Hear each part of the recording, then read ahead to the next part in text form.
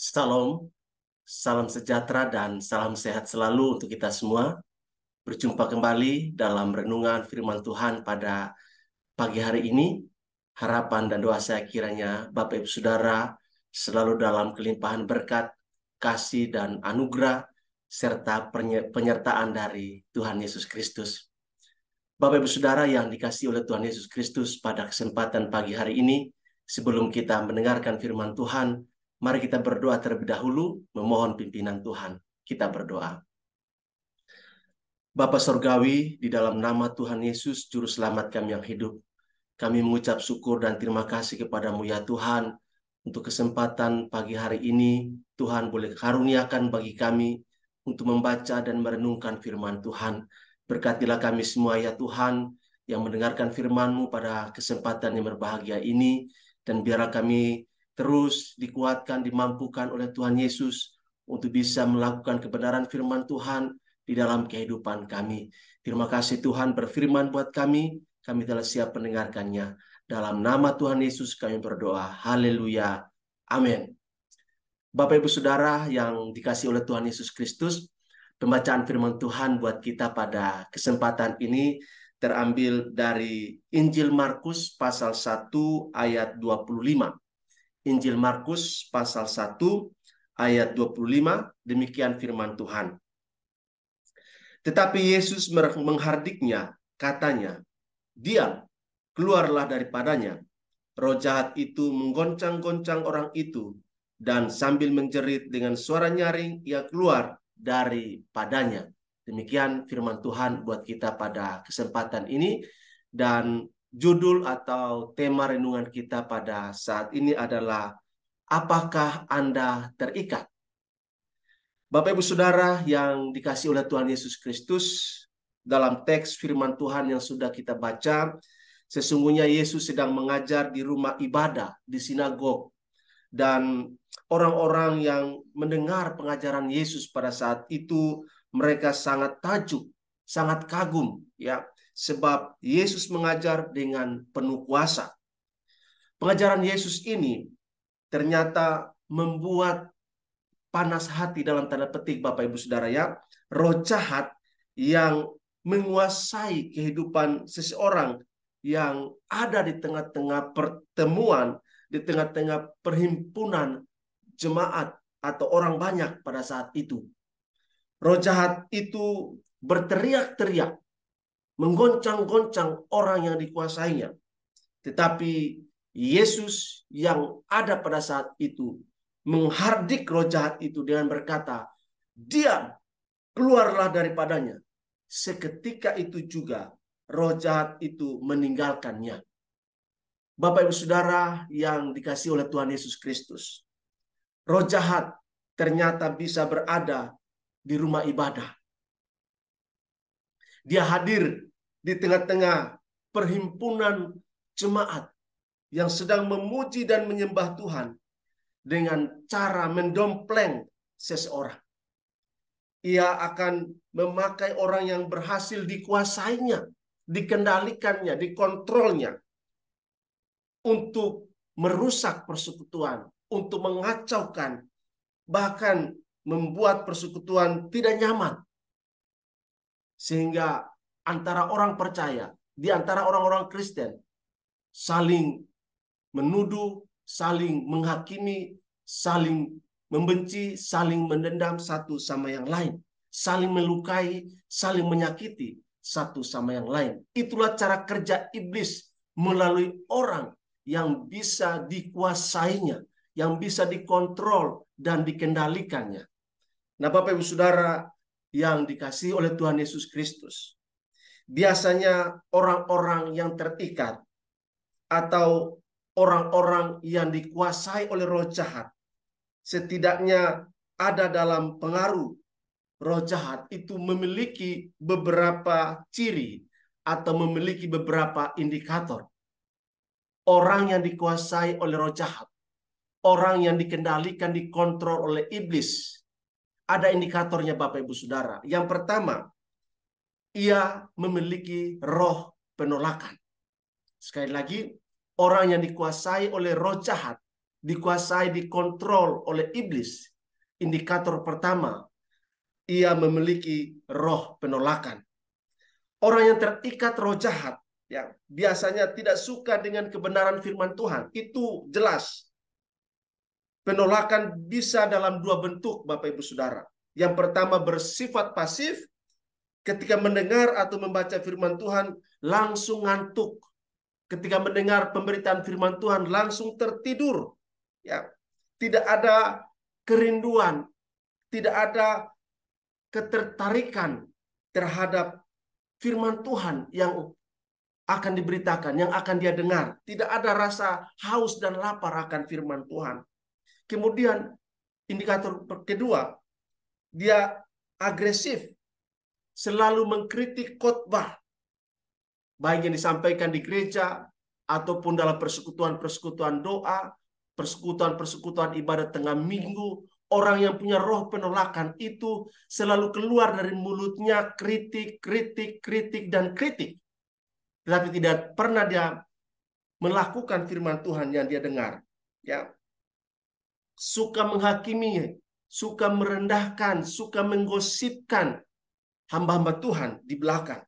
Ya, orang yang terikat biasanya merasa diri lebih dari orang lain, merasa diri lebih rohani dari orang lain, dan dia sombong, angkuh secara rohani, selalu mengukur hidup orang lain berdasarkan standar hidup dirinya. Itulah orang yang memiliki roh penolakan. Kemudian yang kedua, Bapak Ibu Saudara, memiliki roh pemberontakan. Indikator kedua atau ciri kedua, orang yang terikat oleh roh jahat. Yang kedua ialah memiliki roh pemberontakan. Yang pertama, memiliki roh penolakan. Yang kedua, memiliki roh pemberontakan. Nah, Bapak Ibu Saudara yang dikasihi oleh Tuhan Yesus Kristus, orang yang terikat roh jahat tidak suka dipimpin, tidak suka diatur, tidak mau diarahkan, tidak mau dinasehati. Ketika dinasehati dia menolak, dia tidak mau menerima, dia memberontak, dia melawan. Di rumah memberontak kepada suami, melawan kepada orang tua. Di kantor memberontak kepada bos, kepada pimpinan. Di gereja melawan hamba Tuhannya, melawan pendetanya. Nah, Bapak Ibu Saudara yang dikasihi oleh Tuhan Yesus Kristus, roh jahat selalu ingin mengendalikan, selalu ingin menguasai, selalu ingin memakai orang yang memiliki roh pemberontakan ini menjadi alat iblis, alat roh jahat untuk menguasai, mengganggu, merusak intimasi, merusak relasi di antara tubuh Kristus. Kemudian yang terakhir, yang ketiga, ciri yang ketiga, orang yang dikuasai oleh roh jahat, yaitu memiliki roh pemecah belah. Nah, ini dia, roh pemecah belah. Nah, Bapak Ibu Saudara yang dikasihi oleh Tuhan Yesus Kristus, kehadiran roh jahat pasti merusak kasih persaudaraan dalam tubuh Kristus. Kasih menjadi dingin. Yang tumbuh adalah dendam, sakit hati, kekecewaan, akar pahit, kedagingan yang tumbuh dalam tubuh Kristus ketika roh pemecah belah dibiarkan menguasai, mengontrol, mengendalikan orang-orang yang ada dalam komunitas tubuh Kristus.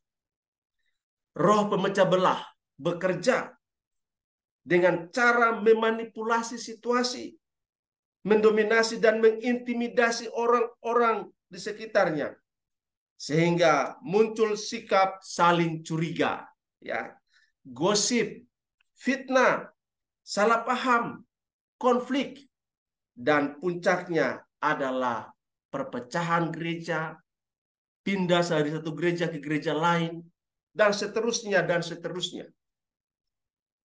Oleh karena itu, Bapak Ibu Saudara, kalau ada ciri tiga ini dalam komunitas tubuh Kristus, maka cara terbaik ialah mengalami kelepasan dari Tuhan Yesus. Dan untuk mengalami kelepasan, kita harus mengakui bahwa itu ada secara realita, kenyataannya, roh pemberontakan, roh penolakan, roh pemecah belah, kita akui ada. Dan karena itu, kita minta ampun kepada Tuhan Yesus. Dan dengan iman, kita bertekad mengusir semua roh ini dari dalam diri kita. Dan dengan kekuatan Tuhan Yesus, kuasa Tuhan Yesus yang ada pada kita, kita bisa mengusir, menengking roh-roh yang mencoba untuk menguasai orang-orang dalam tubuh Kristus. Setelah itu, kita harus belajar menerima setiap kebenaran, tunduk pada otoritas, dan aplikasikan, praktekkan kasih Kristus dalam persekutuan, yaitu saling mengasihi, saling menopang, saling menghormati, saling melengkapi, saling mendukung satu sama yang lain. Sehingga pertumbuhan kualitas rohani dalam tubuh Kristus, dalam jemaat, dalam keluarga, hari lepas hari semakin dipulihkan, semakin lebih baik. Kiranya Tuhan menolong kita untuk bisa melepaskan diri dari keterikatan roh-roh jahat dalam hidup kita. Tuhan memberkati kita. Amin. Kita berdoa. Bapa Sorgawi, di dalam nama Tuhan Yesus, kami bersyukur Tuhan untuk kebenaran firman-Mu pada pagi hari ini, bahwa Engkau telah menyelamatkan kami, membebaskan kami dari pengaruh-pengaruh kuasa-kuasa kegelapan, roh-roh jahat di udara. Namun acap kali Tuhan, kami membiarkan roh penolakan, roh pemberontakan, roh pemecah belah hadir dan menguasai komunitas di mana kami ada. Karena itu Tuhan, ampuni kami. Dan mari Tuhan tolong kami supaya kami bisa bertekad di dalam nama Tuhan Yesus. Kami menengking, kami mengusir roh-roh penolakan, roh-roh pemecah belah, roh-roh pemberontakan yang ada dalam tubuh Kristus. Kami usir keluar dalam nama Tuhan Yesus. Bahkan kami usir keluar dari dalam diri kami dalam nama Tuhan Yesus. Dan biar Roh Kudus yang bekerja leluasa dalam kehidupan kami. Terima kasih Tuhan, terpuji, termulia Engkau. Pakailah kami ya Tuhan, untuk bisa menasihati, bisa saling mengasihi, saling menghargai, saling menopang satu sama yang lain. Terima kasih Tuhan, sehingga komunitas tubuh Kristus terus bertumbuh dalam iman, kasih dan pengharapan, dan semakin dewasa di dalam Engkau. Terima kasih Tuhan, terpuji nama-Mu. Dalam nama Tuhan Yesus kami berdoa dan bersyukur. Haleluya. Amin. Demikian Bapak Ibu Saudara firman Tuhan buat kita pada kesempatan yang berbahagia hari ini. Biarlah Tuhan memberkati kita semua. Salam sejahtera dan salam sehat selalu. Salam untuk kita semua. Sampai bertemu dalam renungan firman Tuhan selanjutnya. Amin.